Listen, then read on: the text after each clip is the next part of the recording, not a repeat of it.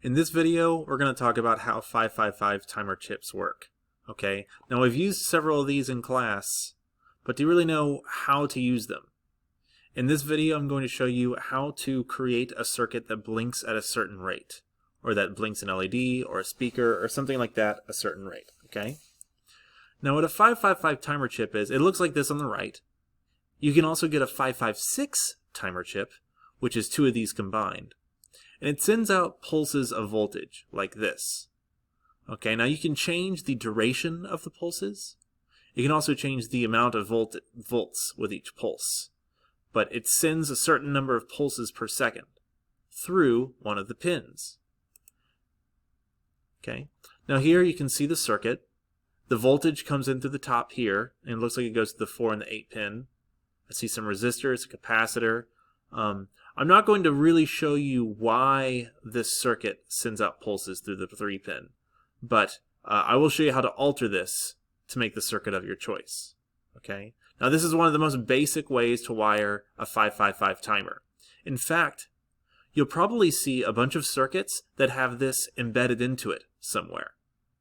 All right, and things connect to this pin here for the output. Now, even though we just went over this, I'm going to make sure that you're listening. What pin does the pulse come out of? Pause the video and answer. Alright, the pulses come out of the 3 pin. As you can see right here, anything connected to the 3 pin, everything else is just setting up your timer chip. What you really want is to connect to that 3 pin. Okay, that is what sends out the pulses, however many pulses per second you will determine. Alright?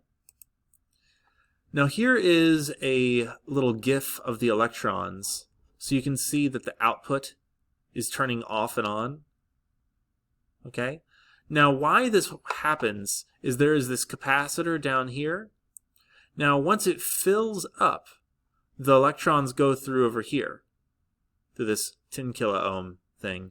And whenever it is empty, it goes to ground. So it creates like a back and forth kind of motion. Now this is a slightly different circuit than what I showed y'all, but I just wanted to show y'all what the electrons are doing. They're going in and out here, and it's because of this capacitor. Even though this circuit's slightly different than what I showed you, the idea is the same.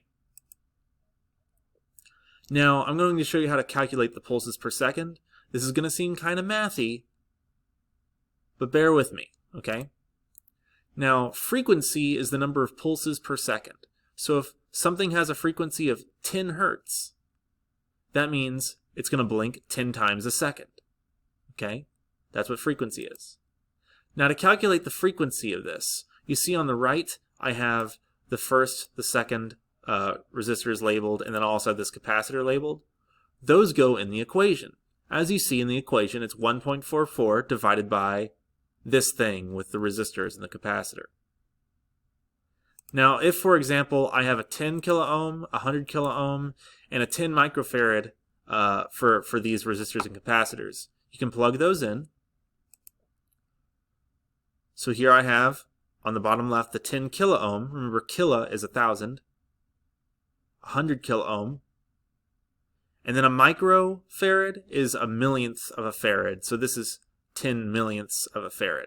I plug all this in, and I got 0.68 hertz. So there's going to be 0.68 blinks per second. All right, that's a little less than once per second.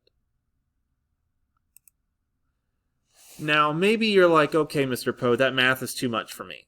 Well, in your Canvas, I show you this circuit on the left, which blinks every 0.17 seconds, and I show you this one on the right.